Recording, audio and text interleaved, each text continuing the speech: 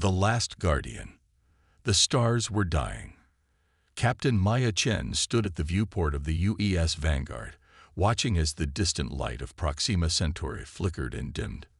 Intelligence reports had warned of strange energy signatures in the sector, but nothing could have prepared her for this. The star was collapsing in on itself, not in the natural death of a celestial body, but as if something was draining its very essence. Status report, Maya commanded, her voice steady, despite the knot forming in her stomach. Lieutenant Devi Santos looked up from his console, his dark eyes reflecting the emergency lights pulsing across the bridge. Proxima Centauri's core temperature is dropping rapidly. At this rate, it'll go nova in less than 6 hours. Any signs of the colonies? Santos shook his head. No communication from Proxima B or C population of 8 million. No distress signals, no escape pods. Nothing. Maya's hands tightened on the railing. 8 million souls. Gone. This was the third system they'd found like this in as many weeks. First Alpha Centauri, then Tau Ceti, and now Proxima. Someone, or something, was systematically extinguishing stars and all life around them. Any sign of the aggressors? Maya asked. Commander Ash Reed, her tactical officer, frowned at her display. Nothing on conventional scanners, but the quantum array is picking up some unusual distortions at the edge of the system. Could be cloaked vessels. The Vanguard was humanity's newest and most advanced warship, equipped with experimental technology that even most of Earth's military leadership didn't fully understand. The quantum scanner was one such innovation, capable of detecting ripples in space-time caused by mass and energy manipulations.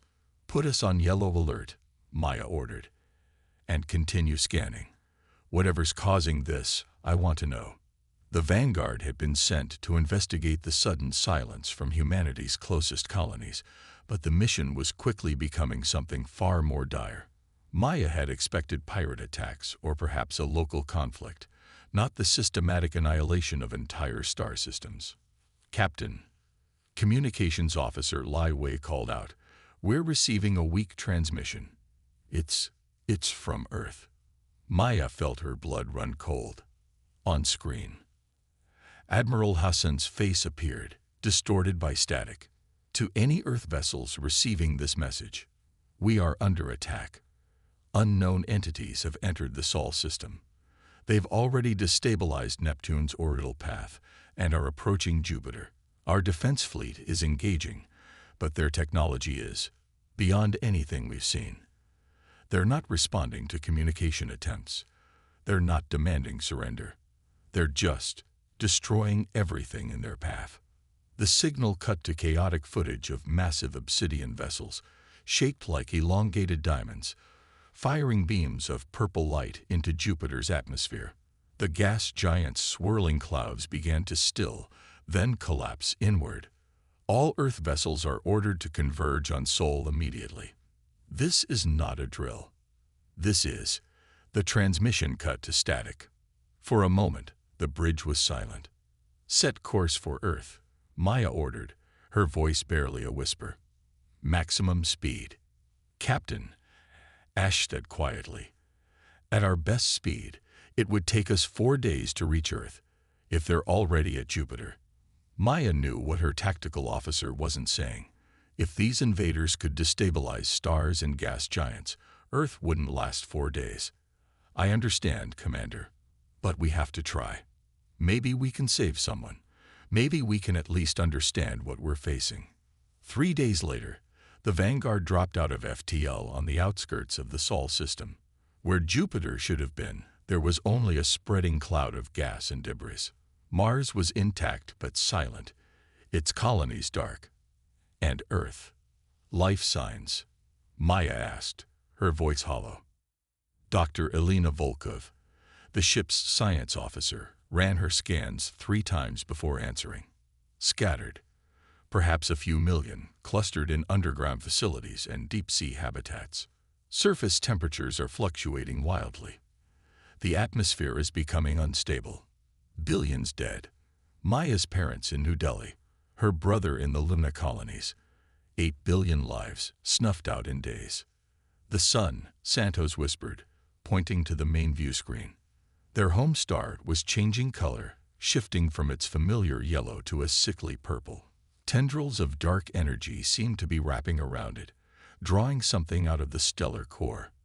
"They're harvesting it," Alina said, her eyes wide with scientific horror and fascination. "They're extracting energy directly from the stellar core, converting matter to energy at a quantum level." "For what purpose?" Maya asked. "Unknown, but the energy yield would be astronomical." "Captain," Ash interrupted, 3 vessels approaching at high speed. Configuration matches the ships from the Earth transmission. "Red alert. Battle stations," Maya ordered. "Shields at maximum. Arm quantum torpedoes." The Vanguard was powerful, but it was just one ship against 3 planet killers. They needed information more than they needed a glorious last stand. "Evasive pattern Delta," Maya ordered. "Take us behind Mars moon Phobos. We'll use it for cover while we scan their vessels." For 2 hours, the Vanguard played a deadly game of hide and seek within the remains of the Sol system. The alien ships, the crew had taken to calling them harvesters, seemed intent on completing their work on the sun rather than hunting down one human vessel. "I'm getting unusual readings from the 3rd planet in the outer system," Alina reported. "Uranus?" Maya asked. "Yes. There's something there. A structure or a ship. Much larger than the harvesters.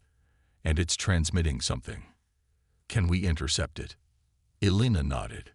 "It's a data packet. Encoded, but I think our AI can break it." Minutes later, Alina's face went pale. "Captain, you need to see this." The view screen showed a complex calculation, a map of the galaxy with thousands of stars highlighted. Next to each was a number and a date. "It's a harvesting schedule," Alina explained. "They're systematically draining stars of their energy. And according to this, they've already hit over 200 systems in the past year." "But why?" Santos asked. "What could possibly need that much energy?"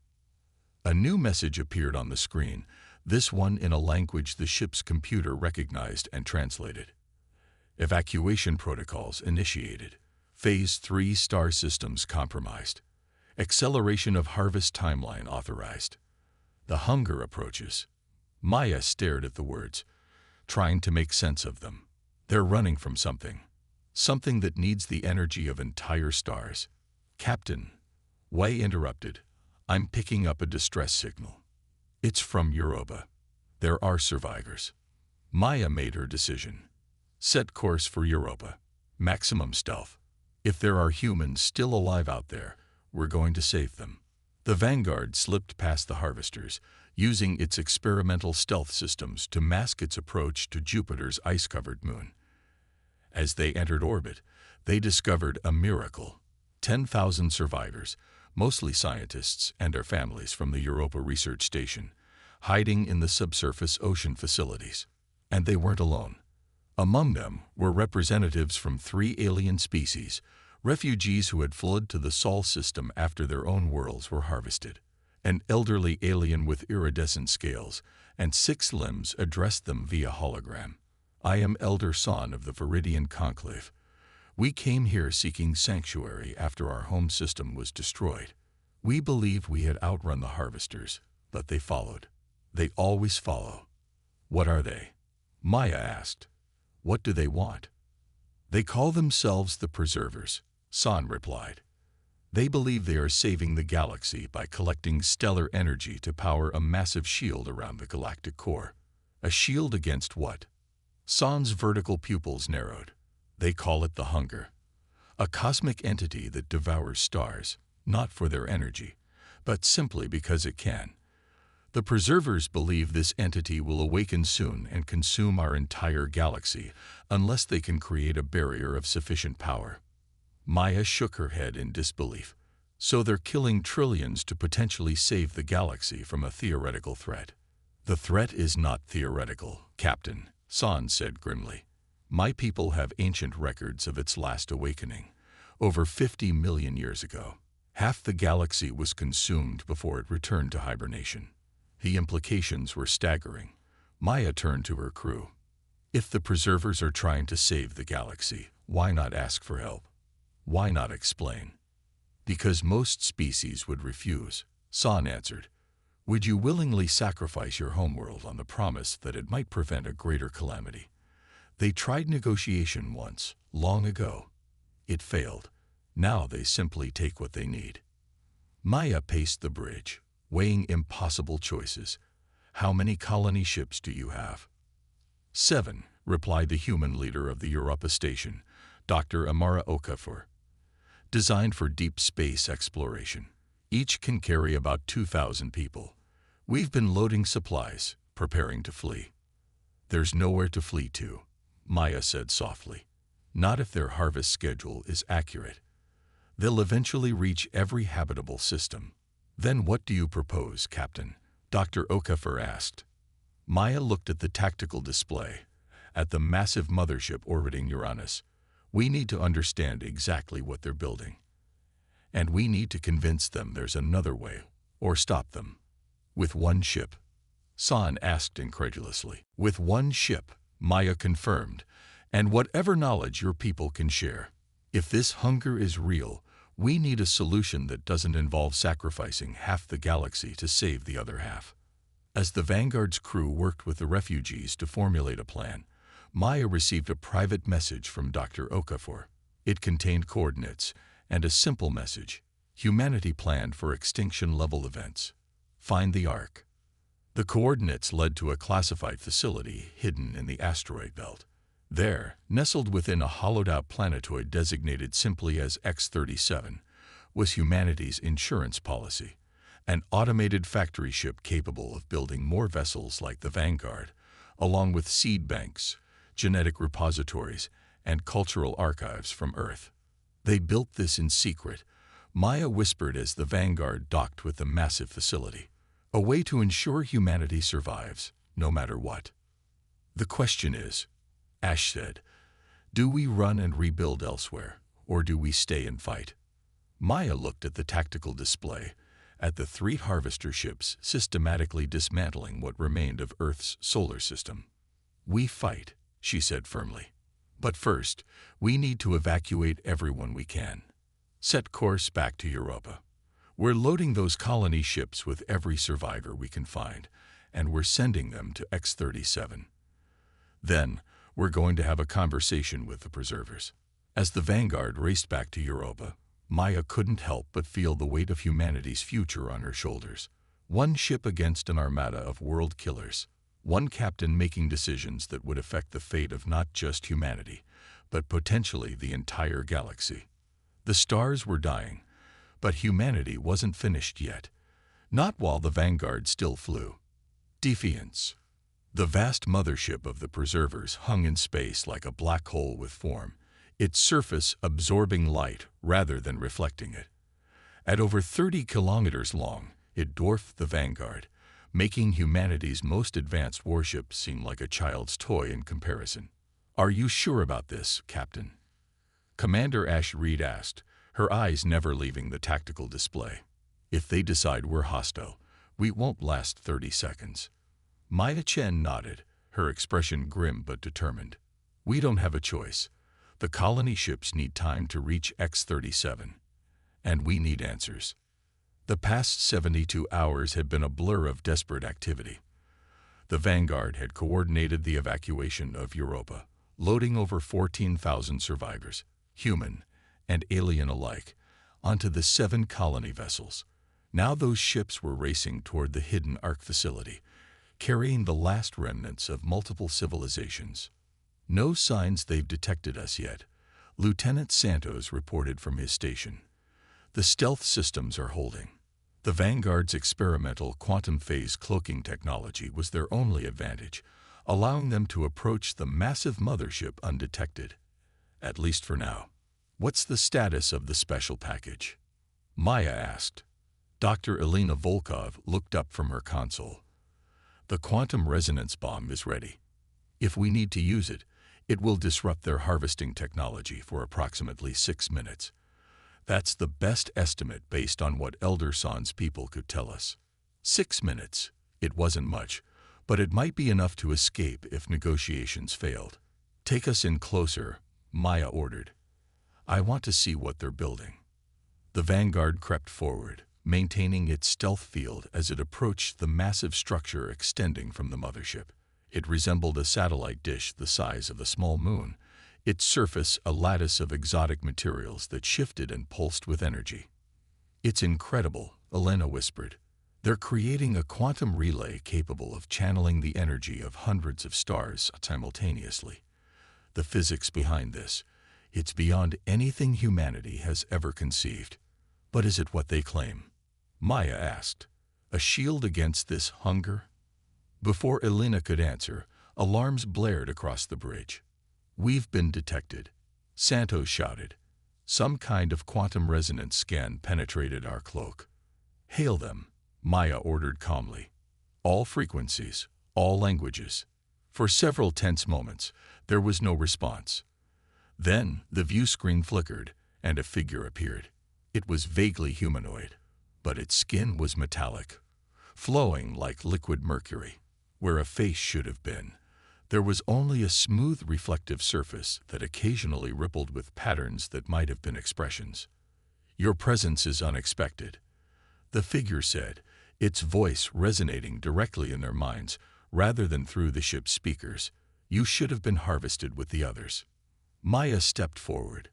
I am Captain Maya Chen of the United Earth Ship Vanguard. We survived your attack on our home system. Not an attack. A harvest. Necessary. Regrettable. But necessary. You murdered 8 billion people on my homeworld alone. Maya replied, her voice tight with controlled anger. And billions more across the galaxy. You call that regrettable? The figure's surface rippled. The alternative is the extinction of all life in the galaxy. The hunger awakens. We calculate its arrival within the next solar year. The shield must be completed. We know about the hunger, Maya said. Elder San of the Viridian Conclave shared records of its last awakening. This seemed to surprise the Preserver. Its form flickered momentarily. The Viridians survive. Their historical records would be valuable. Where are they? Safe, Maya replied. Along with survivors from Earth and several other worlds you've harvested. We've come to propose an alternative to your genocide. The Preserver was silent for a moment. There is no alternative. The shield requires energy equivalent to 3.78 billion G-type stars. Lesser measures have failed in previous cycles. Maya tried a different approach.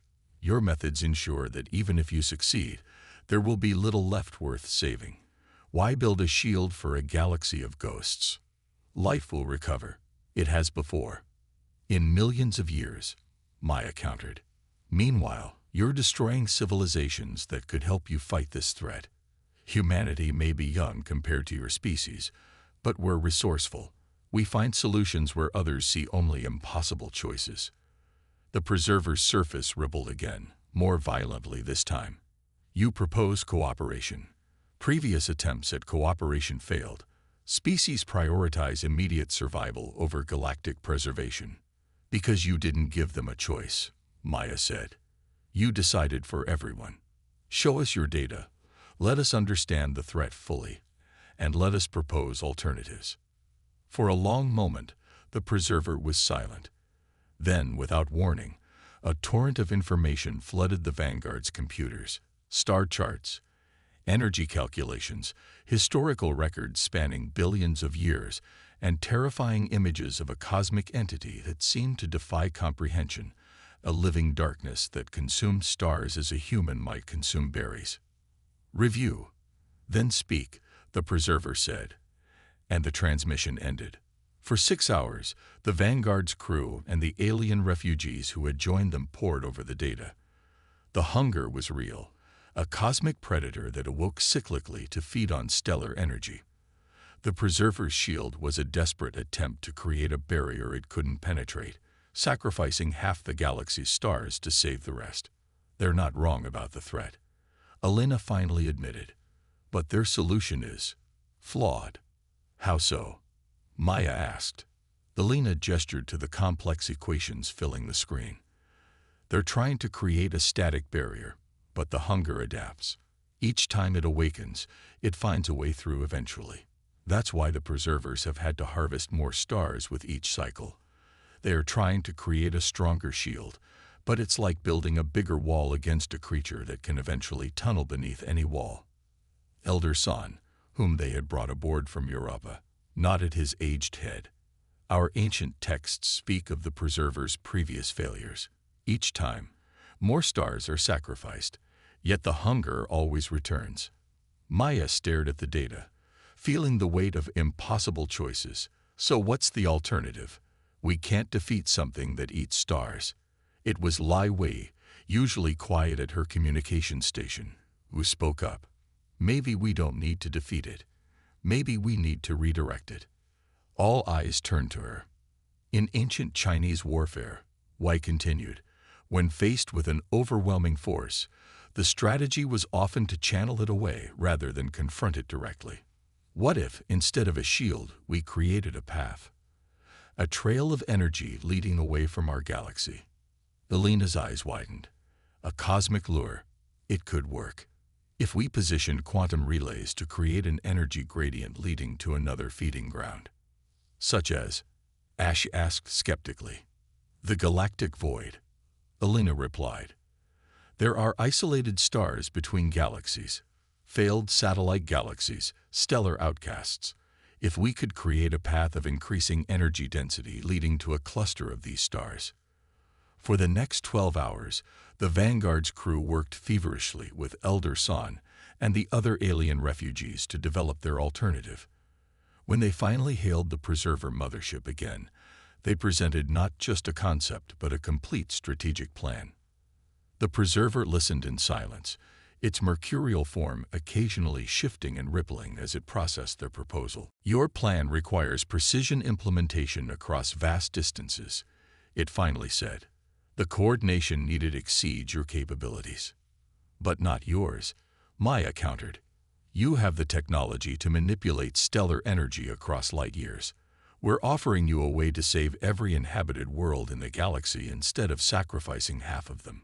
And if the lure fails, if the hunger cannot be redirected, then you still have time to complete your shield, Maya said. We're not asking you to abandon your plan entirely, just to try ours first. The stars you've already harvested provide enough energy to create the lure. If it fails, you can revert to your original strategy. The Preserver was silent for so long that Maya thought the transmission had ended. Finally, it spoke. Your proposal has merit, but it requires trust.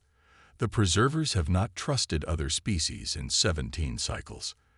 Then this can be the cycle where that changes, Maya said. The cycle where we all survive together.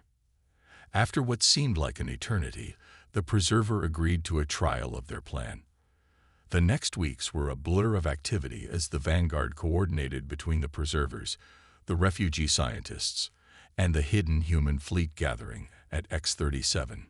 The Preservers redirected their harvesting technology, using it to create a series of quantum relays that would channel energy in a gradient leading away from the Milky Way and toward a cluster of rogue stars in the intergalactic void. These stars would be sacrificed as the first feast for the hunger, hopefully diverting it from its usual path. It's ready, Elena announced one day, looking both exhausted and exhilarated. The final relay just came online. Maya nodded, feeling a strange mix of hope and dread. Now we wait. They didn't have to wait long. 3 days later, sensors across the galaxy detected a disturbance at the edge of the Milky Way. A darkness deeper than the void, moving with purpose. The hunger awakens, the Preserver announced, its mental voice resonating with ancient dread. On the Vanguard's view screen, they watched as the cosmic entity approached the galaxy, a living shadow that seemed to bend space around it, its edges indefinable, its center and absence more profound than mere darkness. As it reached the edge of their sensor range, it paused, as if sensing the energy gradient they had created. For a terrifying moment, it seemed to hesitate, testing the bait they had laid. "It's not taking it," Santos whispered, his voice tight. Maya gripped the arms of her captain's chair. "Everything, not just humanity's future, but the future of all sentient life in the galaxy, hinged on whether this cosmic predator would follow their lure." Then, slowly, the hunger began to turn, following the trail of increasing energy density toward the sacrificial stars. A cheer erupted on the Vanguard's bridge. Even Elder San's ancient face broke into a smile. But Maya remained tense, watching as the entity moved away from the galaxy. "It's working," Elena said, her voice filled with wonder. "It's actually working." The hunger accelerated as it detected the rich energy sources waiting in the void, moving faster and faster away from the Milky Way. Only when it had consumed the first sacrificial star, committed to its new path, did Maya finally allow herself to breathe. "We did it," she whispered. In the weeks that followed, a new coalition formed. The Preservers, no longer needing to harvest inhabited worlds, agreed to help restore some of the damage they had caused. Their technology, combined with humanity's ingenuity and the knowledge of the refugee species, offered hope for rebuilding. The colony ships returned from X-37, bearing the seeds of civilization. Plans were made to terraform Mars as humanity's new home, while teams were dispatched to assess whether Earth's ecosystem could ever recover. And at the center of it all was the Vanguard and its crew, the last warship that had stood between humanity and extinction. "What now, Captain?" Ashe asked, as they stood on the observation deck, watching construction drones swarm around the beginnings of Mars' first domed city. Maya looked out at the stars, stars that would continue to shine, worlds that would continue to nurture life. "Now we rebuild," she said. "We learn from each other. We prepare for the hunger's return in the next cycle. And we remember that even when the galaxy burns, hope isn't lost as long as someone is willing to stand against the darkness." The Vanguard had a new mission now, to explore the galaxy not for conquest or even for discovery, but to forge the connections that would ensure that when the next crisis came, they would face it together. As Maya watched the first sunlight touch the dome of humanity's new beginning, she thought of Earth, of blue oceans and green forests, of cities that pulsed with life and quiet countryside beneath star-filled skies. Earth was gone, but humanity endured. And perhaps someday they would find a new home that felt just as right. But for now, they had work to do. The galaxy had burned, but from those ashes, something new was rising. A coalition of species united by shared survival, by the understanding that the greatest threats could only be overcome together. Maya Chen, captain of the last human warship, straightened her uniform and turned away from the viewport. There were meetings to attend, plans to make, a future to build. "Signal the Preserver envoy," she told Santos. "Tell them I'm ready to discuss the next phase." The stars continued to shine in the void, no longer dying but burning with renewed purpose, beacons of light in a galaxy that had nearly fallen to darkness.